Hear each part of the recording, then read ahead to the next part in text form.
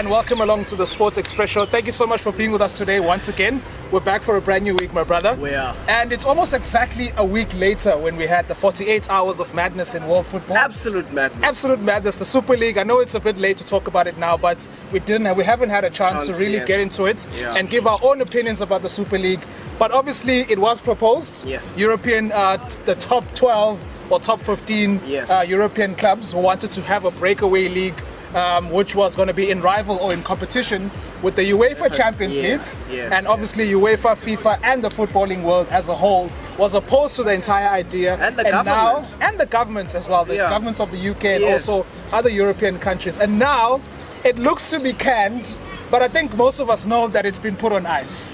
It has been put on ice. And you know, the concept for me was, I understand it, right? Yeah. But I think the execution of the concept was poor. Absolutely right? abysmal. I think it was shocking, to be honest with you. Yeah. So and I understand why they want the breakaway, for more money and to be the one that brings the attention to the sport.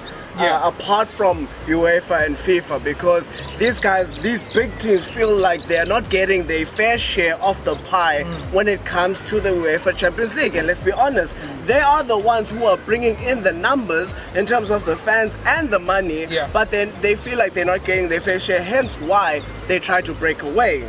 And when they did, my God, I've never seen such a backlash in my life in the world of sport. A barrage. And it was swift. And I thought to myself, and I saw a meme where it showed SpongeBob, a soft version of SpongeBob, and it said UEFA when it comes to racism. And then it showed a big, strong SpongeBob when it comes to the proposed Super League. And although it was funny, it's true. Because it's sad as well. It's a very sad thing. It's sad and it's true, because when it comes to racism, it's like, ban them for 2 games, ban them for 10 games. Guys, you find them 10,000. You haven't solved anything. Yeah. But with the Super League, every league said no. The government came in. Boris Johnson was tweeting. Yeah. Flipping this guy, I forget this fat guy who has his own show in US. He has a talk show. He spoke against it. The flipping FIFA came out and said any player that participates in the Super League will be banned for the World Cup. This was within a matter of 48 hours, bruh. And it was done, well, on ice. And teams started pulling out because they saw, hey, again, especially the players, I'm sure, would have voiced their opinion and said, guys, I still want to play in the World Cup, which is still the biggest trophy in football. You know what puzzles me the most with this thing? First of all, I don't like the idea. Because for me, it's counter-competitive. It doesn't really allow other teams to come in and compete. Yes. But you know what puzzles me the most is so, like the owners of these clubs are so out of touch with the fans. They're so out of touch with the people who work in their own clubs. Like, how can you propose something that will change football and not even tell your manager? Jurgen Klopp didn't even know about the fact that Liverpool worked, and he had to speak to the media. He was the first person and the players. He was the frontline person to speak to the media. Exactly. So why don't you sell this? Exactly. It was like basically throwing him under the bus. Even all the other managers as well. I mean, we had players saying, we weren't even involved in the communication of staff members within the club. We just knew that this is happening and we just caught in the crossfire. But unfortunately, it was them who had to answer the questions. Jurgen Klopp, Milner as well, voicing his opinion. There were certain players who had come out against it, which had gone to show that these people were not even part of the whole process. So it really does show what you had just mentioned right now, Uti. The players, I mean the owners of these clubs really are out of touch with their own flipping staff members, and in essence you could say they don't even care because they saw the piggy bank and the money. They just saw the money. They just saw the green. They just saw the Benjamins. Forget the fans. Screw the fans. Screw the fans. Screw the history of the game. Let's go get it. And then they went after it, and there was backlash. I think rightfully so there was backlash, but I don't want to lie to you, I understand why they did it. And then your good friends at UEFA decide to do something. And it's like... And you know what the funny thing about that is? Is that they actually proposed the new Champions League formats. I think it was like hours after the UEFA Super League was proposed. So it was almost like they're countering what these guys are doing, and it's an absolutely ridiculous proposal. Once again, it's expanding the teams from 32 to I think 36, and then or is it 46 teams now? And then the games go from 100 and something to 200 and something in one season. Really, they tried. They banned the Super League, and then they creating their own basic Super League. Let's be honest. Yeah. Let's boil this down. What it boils down to is money. Yes, we can hide behind the fabric of football, the fans. Listen, UEFA and FIFA don't care about the fans, and they really don't, because if they did, there wouldn't be VAR and all these things, right? But it's all about the Benjamins, and they're using that side of things as a marketing shield, if you will. Think about football, you dive into football. No, it's about money. That's all it is. And they said, okay, these guys are going to walk away, which will diminish our financial reserves and the billions and billions that we make every single season through these guys. So then let us not only lock them out, let us not only stop the money coming out, but let's make even more money by increasing the teams and the games. I mean, you're not thinking about player welfare. I get it, it's their job. They get paid hundreds of thousands of euros to play for their teams, but they're still flipping human, guys. And they weren't consulted. It was like, it's the same thing as the Super League.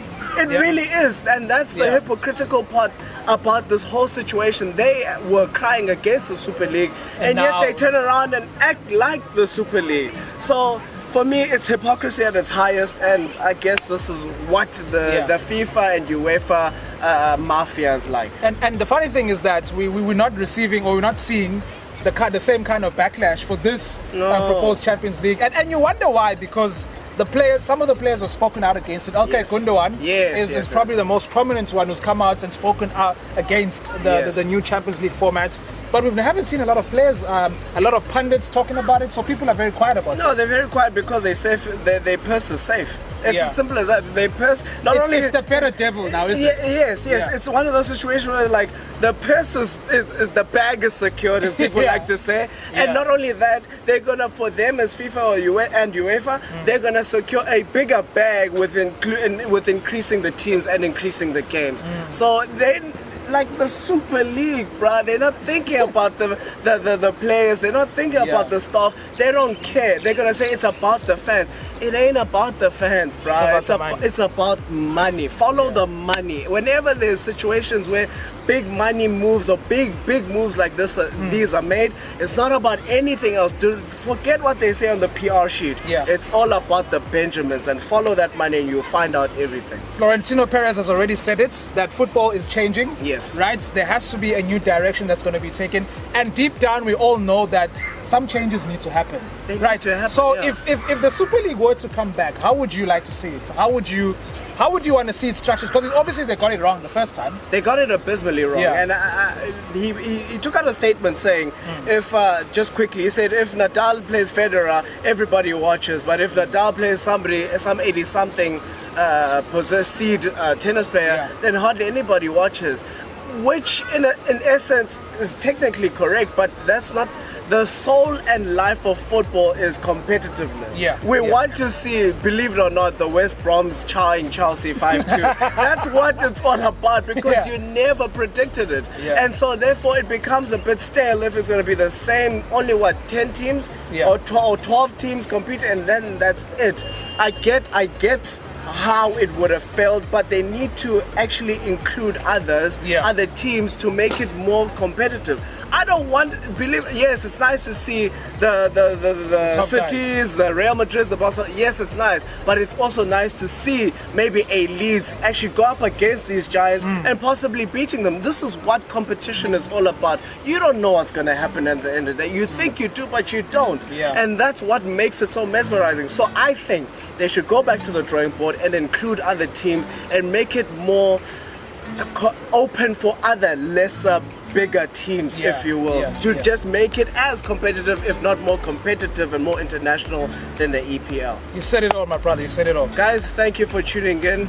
As you can tell, I'm bloody frustrated by FIFA, not even by the Super League, by just UEFA and FIFA. But anyway, let us know what you think in the comment section. Comment, like, and subscribe, and catch you guys again next week. Peace.